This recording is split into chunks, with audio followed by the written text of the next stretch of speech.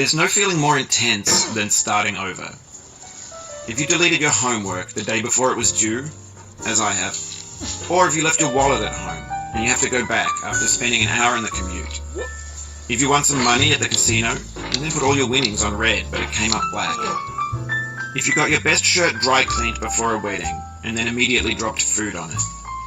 If you won an argument with a friend and then later discovered that they just returned to their original view. Starting over is harder than starting up. If you're not ready for that, like if you've already had a bad day, then what you're about to go through might be too much. Feel free to go away and come back. I'll be here. Alright, thanks for coming with me on this trip. I'll understand if you have to take a break at any point. Just find a safe place to stop and quit the game. And don't worry, I'll save your progress, always, even your mistakes. This game is a homage to a free game that came out in 2002, titled Sexy Hiking. The author of that game was Jazuo, a mysterious Czech designer who was known at the time as the father of B games. And B games are rough assemblages of found objects. Designers slap them together very quickly and freely, and they're often too rough and unfriendly to gain much of a following. They're built more for the joy of building them than as polished products. In a certain way, Sexy Hiking is the perfect embodiment of a B game. It's built almost entirely out of found and recycled parts, and it's one of the most unusual and unfriendly games of its time. In it, your task is simply to drag yourself up a mountain with a hammer. And that act of climbing, in the digital world or in real life, has certain essential properties that give the game its flavor. No amount of forward progress is guaranteed. Some cliffs are too sheer or too slippery, and the player is constantly, unremittingly in danger of falling and losing everything.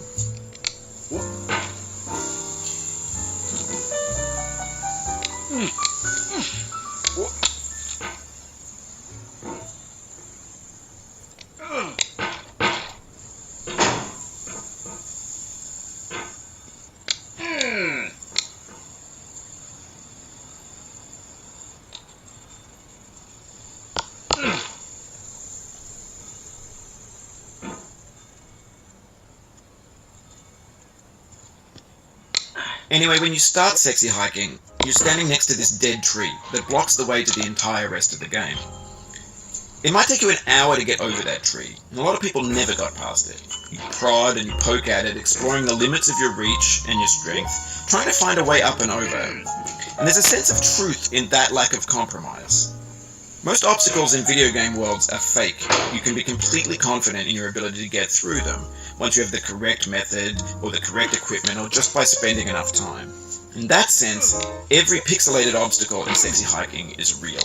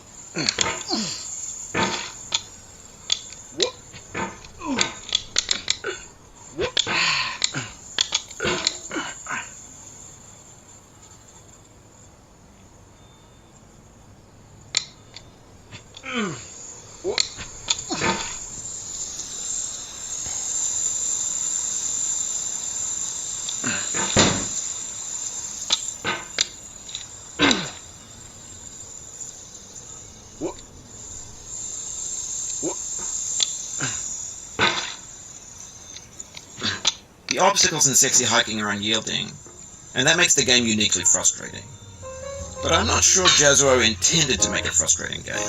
The frustration is just essential to the act of climbing, and it's authentic to the process of building a game about climbing. A funny thing happened to me as I was building this mountain. I'd have an idea for a new obstacle, and I'd build it, test it, and it would usually turn out to be unreasonably hard. But I couldn't bring myself to make it easier. It already felt like my inability to get past the new obstacle was my fault as a player rather than as a builder. Imaginary mountains build themselves from our efforts to climb them, and it's our repeated attempts to reach the summit that turns those mountains into something real. When you're building a video game world, you're building with ideas, and that can be like working with quickset cement. You mold your ideas into a certain shape that can be played with, and in the process of playing with them, they begin to harden and set until they're immutable, like rock. And at that point, you can't change the world. Not without breaking it into pieces and starting fresh with new ideas.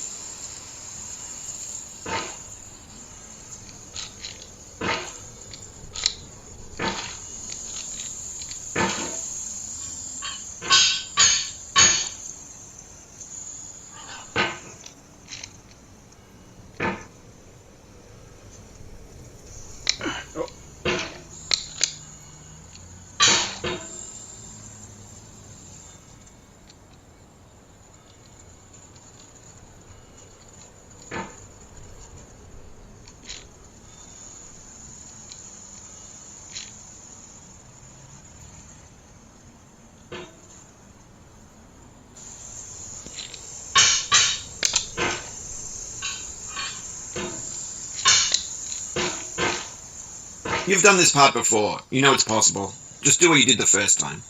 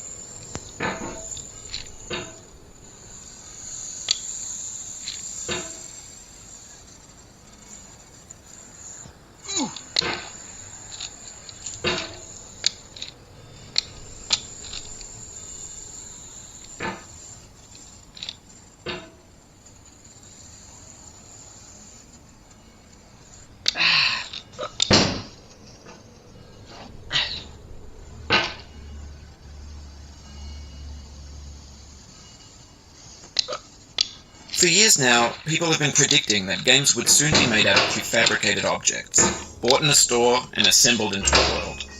And for the most part that hasn't happened, because the objects in the stores are trash.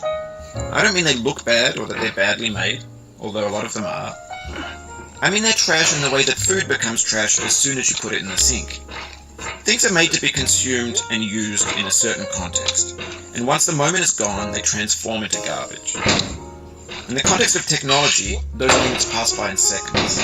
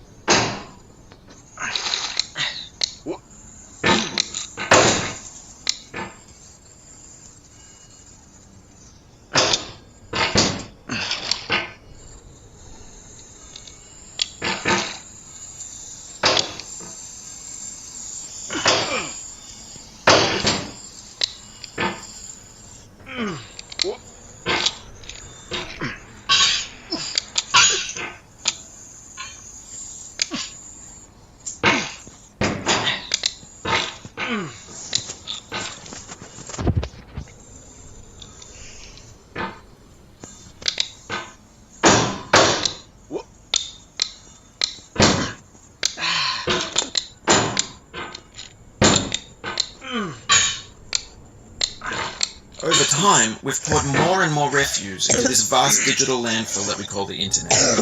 It now vastly outnumbers and outweighs the things that are fresh and untainted and unused. When everything around us is cultural trash, trash becomes the new medium, the lingua franca of the digital age. And you can build culture out of trash, but only trash culture. Be games, be movies, be music, be philosophy.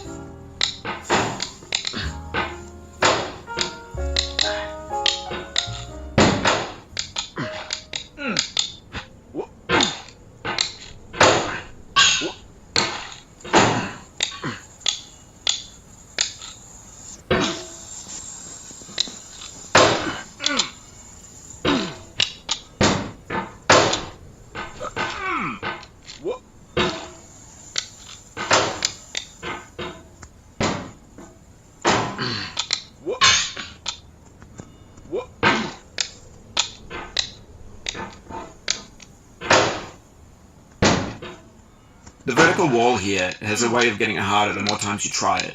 I think anger makes you swing the hammer harder, and that can push you away from the wall.